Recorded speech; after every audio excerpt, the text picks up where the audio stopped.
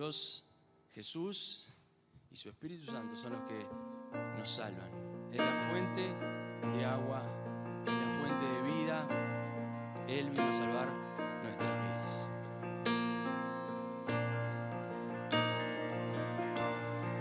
Hay una fuente,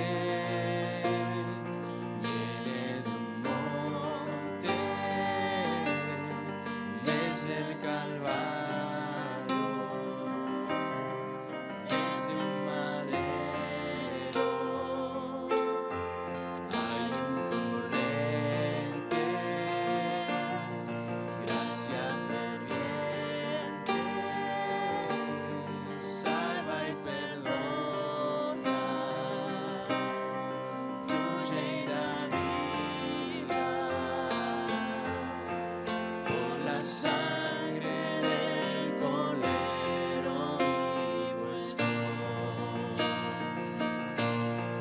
Mi muerte, ¿dónde está tu aguijón?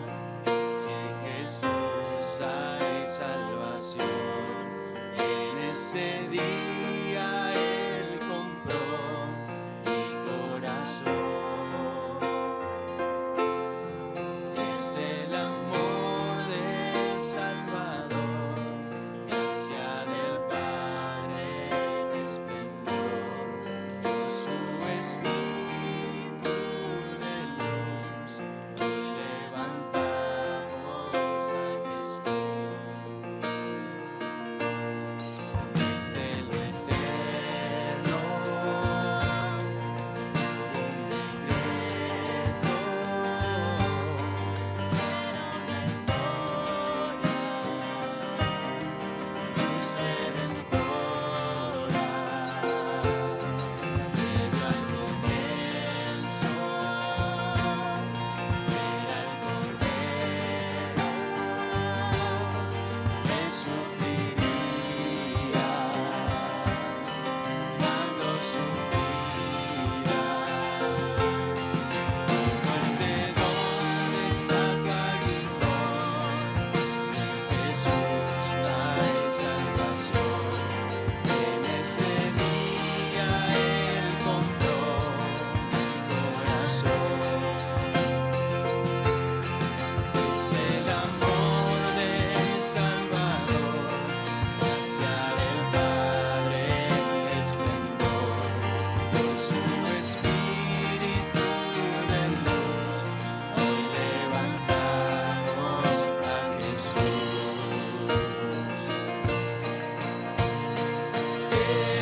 Jesús salva, Jesús salva, este es nuestro glorioso. Jesús salva, Jesús salva, este es nuestro glorioso.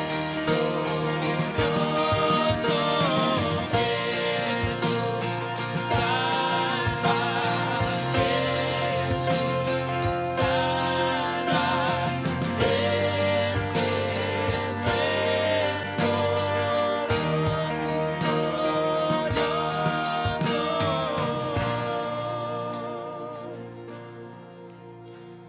El castigo que llevó Él en la cruz por nosotros fue para salvarnos de toda enfermedad, de todo mal, de todo peligro.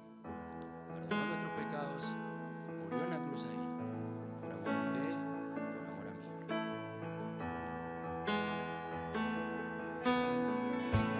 Mi Cristo, nadie es como tú. Toda mi vida quiero exaltar las maravillas de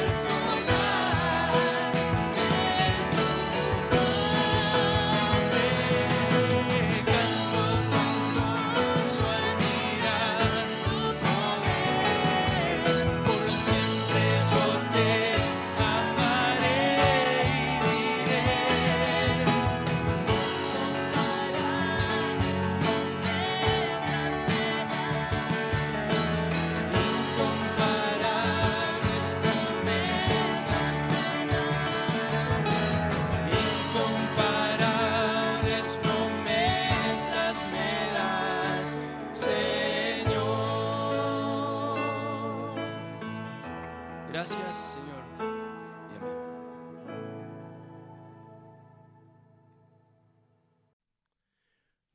Hoy Domingo de Ramos, entrada triunfal de Jesús en Jerusalén.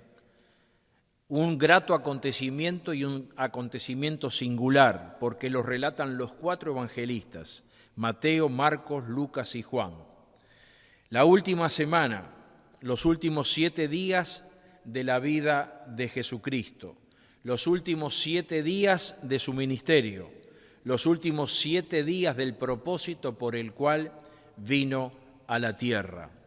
La noche anterior estaban en Betania, en la casa de Simón el leproso, y allí se realizó una cena, y junto con este Simón el leproso estaba Lázaro, Marta y María.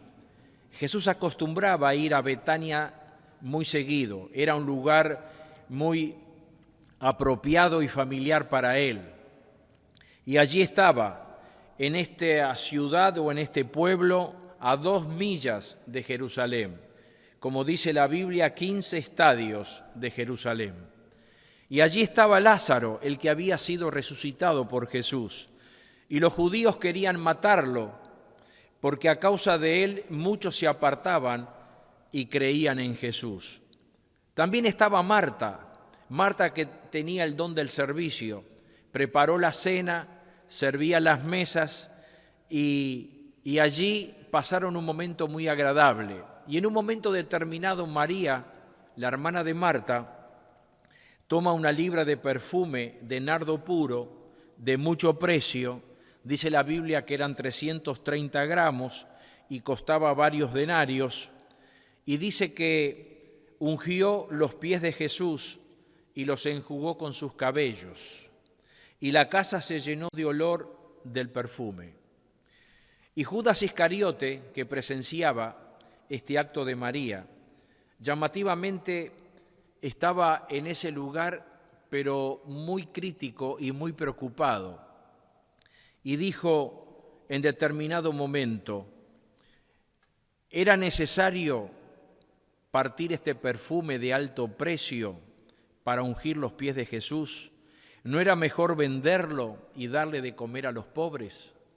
Y Jesús en ese momento le dice, déjala, para el día de mi sepultura ha guardado esto, porque a los pobres siempre los tendréis con vosotros, mas a mí no siempre me tendréis.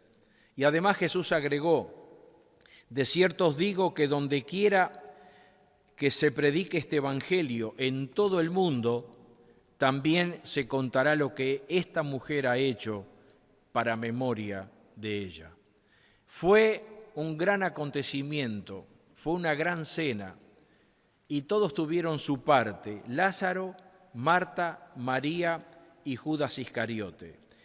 Y dice el evangelista Juan que al día siguiente comienza la semana de Jesús en Jerusalén, o sea, lo que conocemos la semana de la Pasión, la entrada triunfal a Jerusalén. Y el Señor de Betania va hacia Jerusalén y allí se produce este grato acontecimiento. Y suceden varias cosas con la entrada triunfal. En primer lugar, se cumple una profecía, porque Zacarías muchos años antes, en el capítulo 9, versículo 9, dice, alégrate mucho, hija de Sión, da voces de júbilo, hija de Jerusalén. He aquí tu rey vendrá a ti justo y salvador, humilde y cabalgando sobre un asno, sobre un pollino, hijo de asna. Y esta profecía se cumple en estos días, antes de la cruz, antes del día de resurrección. En los últimos días de Jesucristo, Él entra a Jerusalén. En segundo lugar, los discípulos obedecen al Señor. En el capítulo 21 de Mateo, del 1 al 11, se relata allí la entrada triunfal. Y dice que los discípulos fueron e hicieron como Jesús les mandó. Trajeron un pollino de asna, donde Él montó este animal y entró a Jerusalén. También recibió el homenaje de la gente. En el versículo 8 dice, y la multitud, que era muy numerosa, tendía sus mantos en el camino, y otros cortaban ramas de los árboles y las tendían en el camino. Y la gente que iba delante y que iba detrás aclamaba diciendo, Hosana al Hijo de David, bendito el que viene en el nombre de Jesús. Hosana en las alturas. Pero también vemos la reacción de la gente. Cuando entró en Jerusalén, toda la multitud se conmovió, diciendo, ¿quién es este? Dentro de un rato vamos a explicar quién es este. Pero frente a la reacción de la gente queremos decir algunas cosas. Primero, se conmovió. En segundo lugar, los fariseos decían, mirad, el mundo va tras él. Los romanos percibían que podía producirse una revolución. Los herodianos tenían miedo de perder el poder y la gente común esperaba una liberación. Ninguno de estos acontecimientos sucedió, porque Jesucristo entró a Jerusalén con otro propósito, con el propósito de mostrar realmente su amor, su compasión y su misericordia hacia este pueblo que Él había elegido. Porque en Lucas 19:41 dice, cuando llegó cerca de la ciudad, al verla, lloró sobre ella. Dice, si también tú conocieses a lo menos en este tu día lo que es para tu paz, mas ahora está encubierto de tus ojos. El Señor se lamentó por la situación que estaba su pueblo, por la ciudad de Jerusalén. Y dice la Biblia que se lamentó tanto que lloró sobre ella, diciéndole, si tú supieras con el propósito por el cual yo vine y entré a Jerusalén, conocías al príncipe de paz. Pero sucedieron dos visitas. El Señor realizó dos visitas, que una fue al templo, la parte espiritual de la ciudad, y otra fue frente a una higuera, donde nos enseña la forma práctica del pueblo.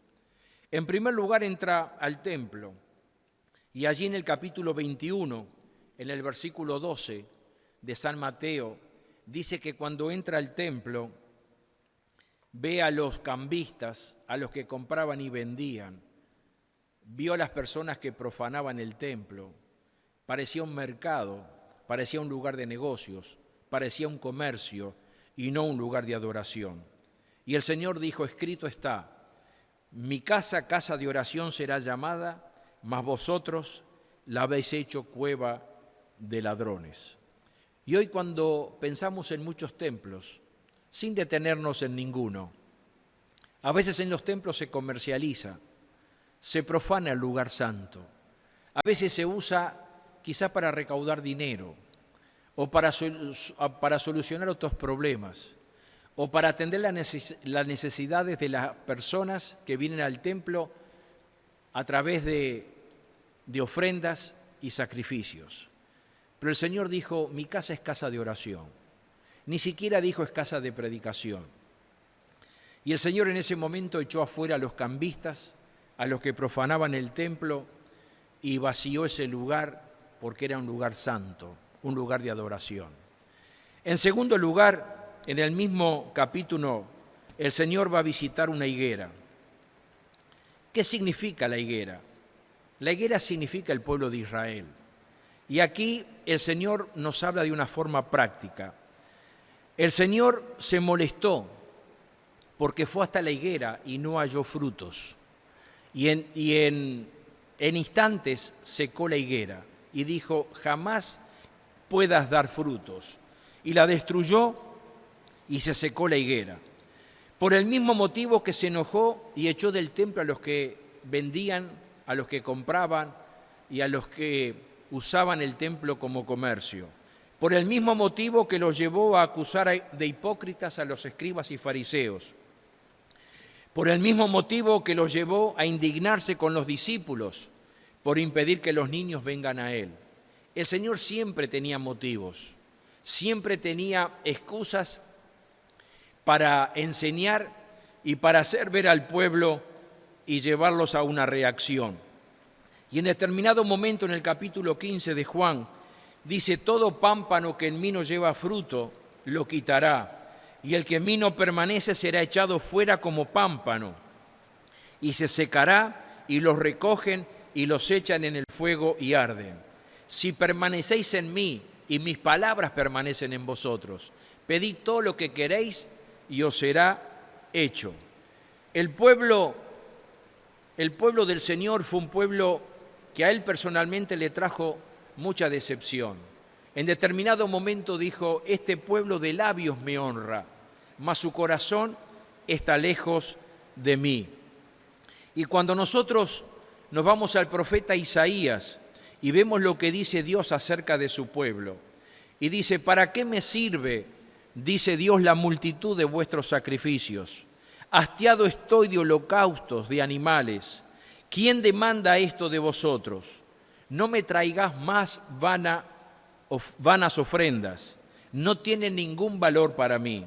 El incienso, luna nueva, día de reposo, el convocar asamblea de gente falsa, no la soporto, dice Dios. Me resultan molestos. Ustedes oran mucho y al orar levantan las manos, pero yo no las veo ni los escucho. Han matado a tanta gente que vuestras manos están manchadas de sangre. Dejen de pecar, dejen ya de hacer lo malo, aprendan a hacer lo bueno, ayuden al maltratado, traten con justicia al huérfano y defiendan a la viuda. Vengan ya, vamos a discutir esto y lo vamos a hacer en serio. Si ustedes me obedecen, yo les perdonaré. Este fue el mensaje del profeta Isaías a través de Dios para su pueblo. Un pueblo que se basaba en las ceremonias, en los holocaustos, en los ritos, en las ofrendas, pero estaba lejos la obediencia. Por eso el profeta Samuel en su segunda carta dice: ciertamente el obedecer es mejor que los sacrificios, y el prestar atención que la grosura de los carneros. ¿Quién es este?, se preguntaba la gente. Y en determinado momento el Señor también le entró esa curiosidad y le dijo a sus discípulos: ¿qué dicen la gente acerca de mí? ¿Quién soy? Y algunos de los discípulos le dijeron: la gente dice que sos Juan el Bautista, otros dicen que sos Elías, otros dicen que sos Jeremías. Y ahí el apóstol Pedro dice: tú eres el Hijo de Dios, el Hijo del Dios viviente. Y ahí Jesucristo le dice a Pedro: esto te lo reveló el Espíritu. Y ahí el Señor quedó ciertamente conforme con la declaración de Pedro. Y hoy la gente, la mayoría, se pregunta: ¿quién es Jesús? Y nosotros, en primer lugar, tenemos que decir que es el Mesías prometido. Ese Mesías que fue anunciado 600 años antes de Belén y que sería llamado admirable, consejero, Dios fuerte, Padre eterno, príncipe de paz. ¿Quién es este, el que nació en Belén? Aquel Salvador, que su nombre era Jesús, que vino a salvar al pueblo de sus pecados. ¿Quién es este, el que comenzó su ministerio declarando 4 cosas: buenas nuevas a los pobres, sanar a los quebrantados de corazón, poner en libertad a los cautivos y dar vista a los ciegos? Este es Jesús. Este es el Jesús que la gente se preguntó cuando entró a Jerusalén. ¿Quién es este? Este es el que calmó la tempestad cuando los discípulos estaban cruzando el mar de Galilea. Y él estaba en la barca y en determinado momento se levantó una gran tempestad. Y el Señor aquietó la tempestad, calmó los vientos y los discípulos le dijeron: ¿quién es este que aún el tiempo y la tempestad le obedecen? Este es el que está contigo, este es el que te ama, este es el que dijo: yo estaré con vosotros todos los días hasta el fin del mundo. Este Jesús es el que se humilló hasta la muerte y la muerte de cruz, tal cual lo dice Filipenses en el capítulo 2, versículo 8. No estimó el ser igual a Dios, sino que se hizo semejante a los hombres. Así que, querido hermano, querido amigo, aquel que me está escuchando en estos momentos a través de este canal, que pueda realmente confiar en este Jesús y deje de preguntarse quién es este, que hoy pueda obtener la respuesta a esta pregunta y confiar en este Señor que vino a dar su vida en la cruz por cada uno de nosotros. ¿Quién es este? El que se hizo pobre siendo rico, para que tú con su pobreza puedas enriquecerte. ¿Quién es este? El que una semana después va a la cruz del Calvario y da su vida, y estando allí en el madero pronuncias palabras que llegan a nuestros oídos. En primer lugar dice: perdónalos. Perdónalos porque no saben lo que hace. Este es Jesús, el que te ama, el que tiene compasión de ti, el que está dispuesto a perdonar cualquiera sea la calidad de tu pecado o la gravedad del mismo, porque Él te ama. Pero tú tienes que confesarlo, tienes que decirle: Señor, yo soy un pecador, perdóname. Y Él lo hará, así como lo hizo instantes antes con el ladrón de la cruz. Cuando estaba muriendo, el ladrón le dijo: acuérdate de mí cuando vayas en tu reino. Y el Señor le dijo: de cierto te digo, que hoy estarás conmigo en el paraíso. ¿Quién es este? El que también estando en la cruz dijo: consumado es, que significa ya todo está pago. Él saldó tu cuenta, tú no debes nada. Él pagó un alto precio por ti, Él pagó con su vida, Él derramó su sangre y desde la cruz dijo: consumado es, que en otras palabras quiere decir: tú lo único que me debes es tu obediencia, es tu amor hacia mí, porque yo te perdono, yo te amo, te doy una vida abundante aquí en la tierra y una vida eterna en los cielos. Él pagó un alto precio y hoy nos ofrece a nosotros la salvación en forma gratuita. El apóstol Pablo, cuando se encontró camino a Damasco con él, le hizo también una pregunta muy parecida. No le dijo ¿quién sos?, sino que le dijo ¿quién eres, Señor? Y él le dijo: yo soy Jesús, a quien tú persigues. Y el apóstol, el Saulo de Tarso, después llamado apóstol Pablo, fue un gran perseguidor de la iglesia y perseguía a Jesucristo. Y en ese momento le hace esta pregunta camino a Damasco: ¿quién eres, Señor? Y el Señor le dice: yo soy Jesús, a quien tú persigues. Pero la segunda pregunta no deja de ser menos importante. Le dice: ¿qué quieres que yo haga? Y ahí está el secreto. Y eso es lo que tú le tienes que decir hoy a este Jesús que está dispuesto a entrar en tu vida. ¿Qué quieres que yo haga? Y el Señor te va a decir lo que debes hacer. Y el Señor le dijo a Pablo lo que debe hacer: olvidarse de su vida anterior, pedir perdón por sus pecados y estar preparado para servirle y para llevar el Evangelio a los gentiles. Era la misión que tenía Saulo de Tarso, que después fue llamado el apóstol San Pablo. Yo no sé lo que el Señor te va a decir que tú hagas, pero sí que le puedes preguntar: Señor, ¿qué quieres que yo haga? Y sabes, lo que puedes hacer hoy es rendirte a los pies de la cruz de Cristo, pedirle perdón por tus pecados, obtener la salvación, la vida eterna. Y sabes, mientras tenés vida, podés servirle, como lo hizo el gran apóstol Pablo. El mensaje de este Domingo de Ramos es para ti.